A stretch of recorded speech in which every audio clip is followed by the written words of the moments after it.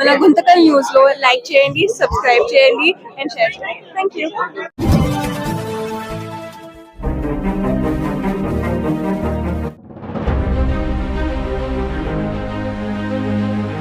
రాతపత్రుల్ని కూడా పంచుకున్నారు. రాజస్థాన్ కు చెందిన అభయ్ జైన్ గ్రంథాలయ గారు రాజనీతులపై రాసిన దీని ఉద్దేశం. అందరికీ నమస్కారం. ఈరోజు భారత జాతిని ఉద్దేశించి కేంద్రంలో ప్రతి నెల చివరి వారం నిర్వహించేటువంటి మన్ కీ బాత్ కార్యక్రమాన్ని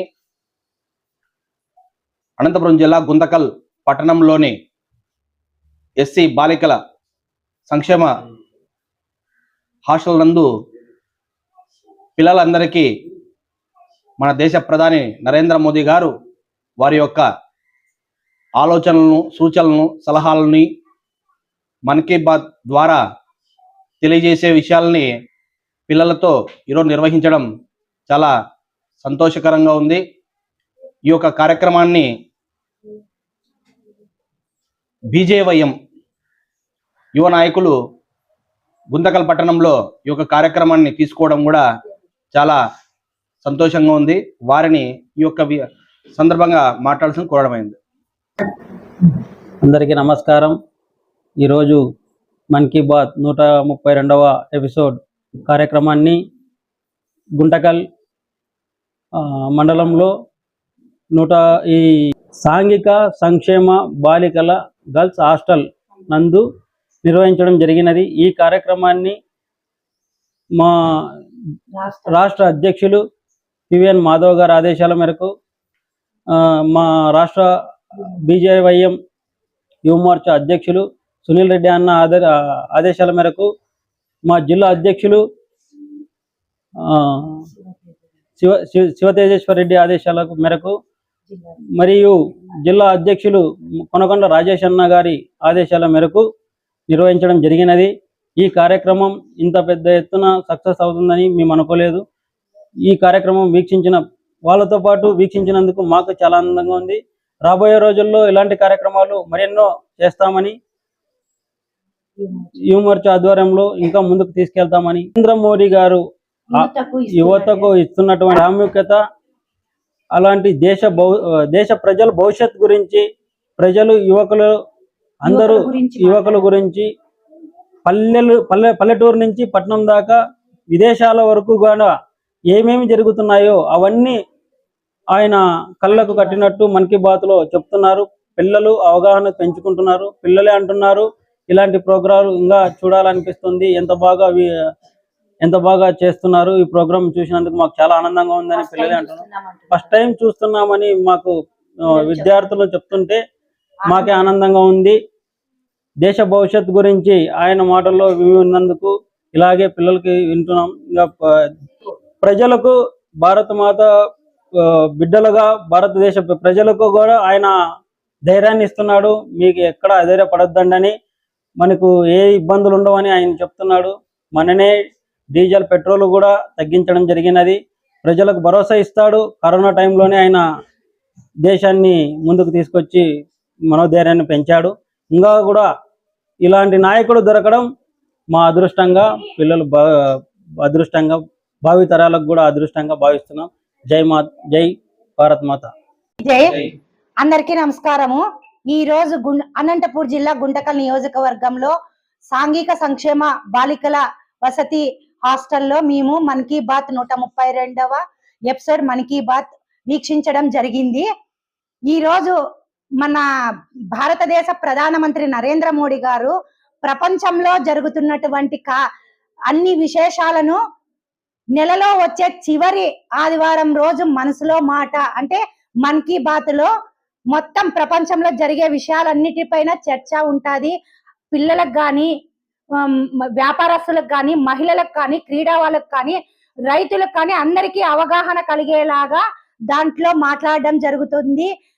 దేశంలో జరిగేటువంటి విషయాలన్నిటిని కూడా ఆ ప్రోగ్రామ్ లో చూపిస్తారు.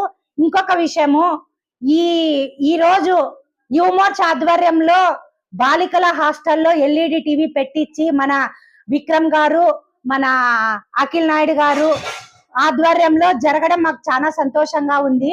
దానికి మమ్మల్ని పిలవడం కూడా చాలా ఆనందదాయకంగా ఉంది. ఇలాంటి వాతావరణం గుంటకల్లో మన్ కీ బాత్ కార్యక్రమం మొదటిది. ఇది ఇలా పెద్దగా జరగడం భారతీయ జనతా పార్టీలో మొదటిది. ఇంతమంది పిల్లలతో, ఒక 200 మంది పిల్లలతో చేయడం చాలా ఆనందదాయకంగా ఉంది. అదే పాటుగా అందరికీ చెప్తున్నాను, దేశంలో ఉన్నటువంటి ప్రజలందరికీ కోరుకునేది ఒకటే, మన భారతదేశపు ప్రధానమంత్రి నరేంద్ర మోడీ గారు ఆదివారం, లాస్ట్ నెలలో వచ్చే చివరి ఆదివారం మన్ కీ బాత్ కార్యక్రమం చేస్తాడు. అది అందరూ వాళ్ళ ఇళ్లలో వీక్షించి ఆయన ప్రపంచంలో జరిగే విషయాలన్నిటిపైన అవగాహన కలిగిస్తాడు. దాన్ని వీక్షించి అందరూ మనం కూడా అవగాహన, దానిపైన అవేర్నెస్ అందరికీ చెప్పాలని ఈ సందర్భంగా తెలియజేస్తూ అందరికీ ధన్యవాదాలు. ఈ రోజు ఈ కార్యక్రమానికి మాకు సహకరించినటువంటి సాంఘిక సంక్షేమ బాలికల హాస్టల్ వార్డెన్ గారికి, ఇక్కడ పనిచేస్తున్నటువంటి సిబ్బందికి, ఇక్కడ ఉన్నటువంటి పిల్లలందరికీ భారతీయ జనతా పార్టీ తరఫున అందరికీ ప్రత్యేకమైన ధన్యవాదాలు. భారత్ మాతాకి అందరికీ నమస్కారం. భారత్ మాతాకి జై. ఈరోజు 132వ మన్ కీ బాత్ కార్యక్రమం స్థానిక బాలికల సంక్షేమ వసతి గృహంలో నిర్వహించబడింది గుంతకల్లులో. ఈ కార్యక్రమం యువమోర్చా ఆధ్వర్యంలో జరిగింది. ఈ కార్యక్రమానికి ముఖ్య అతిథులుగా జిల్లా ప్రధాన కార్యదర్శి శ్రీదేవక్క గారు మరియు టౌన్ ప్రెసిడెంట్ వాసం రవిబాబు గారు హాజరయ్యారు.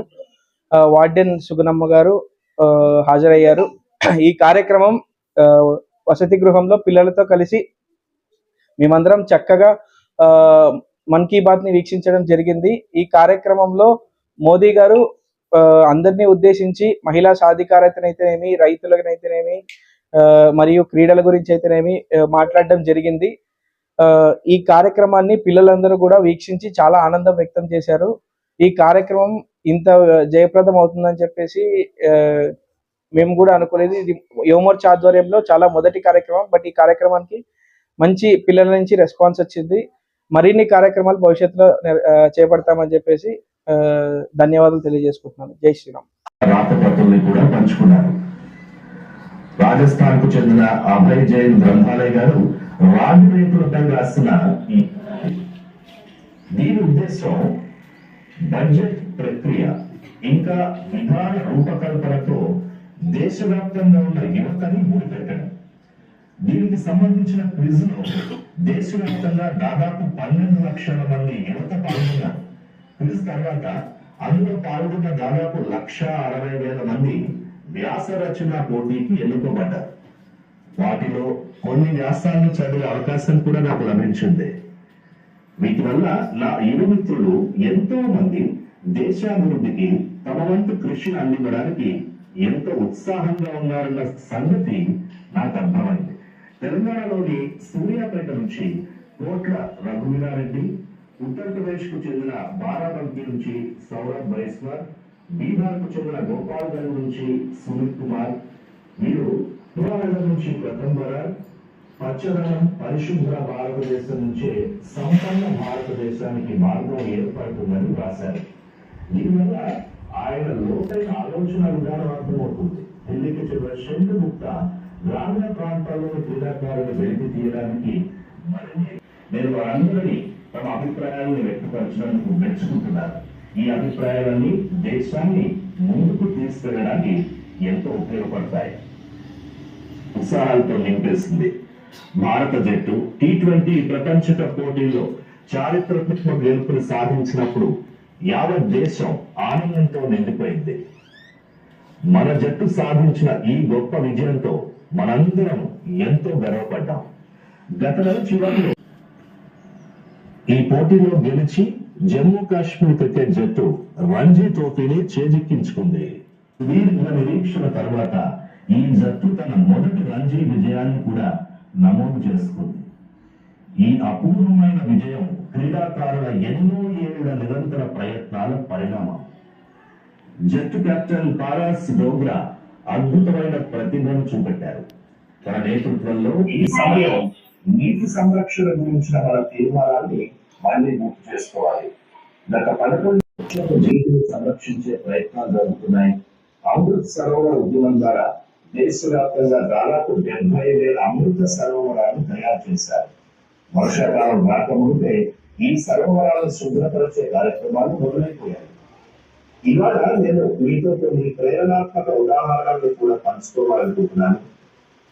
ప్రజా భాగస్వామ్యం వల్ల నీటి సంరక్షణ పనులు ఎంత విస్తృతంగా జరుగుతాయో ఈ ఉదాహరణలు చెప్తాయి. మిత్రులారా, త్రిపురలోని జంపూరి కొండలలో ఉన్న వాంగ్మూల్ గ్రామం 3,000 అడుగుల ఎత్తులో ఉంటుంది. ఈ గ్రామం భయంకరమైన నీటి ఎద్దడిని ఎదుర్కొంటోంది. వేసవి కాలంలో ఈ గ్రామ ప్రజలు నీటి కోసం చాలా దూరం వెళ్ళవలసి వచ్చేది. చివరికి ఆ గ్రామ ప్రజలు వర్షపు నీటిని సంరక్షించాలనే నిర్ణయాన్ని తీసుకున్నారు. ఇవాళ వాంగ్మూల్ గ్రామంలో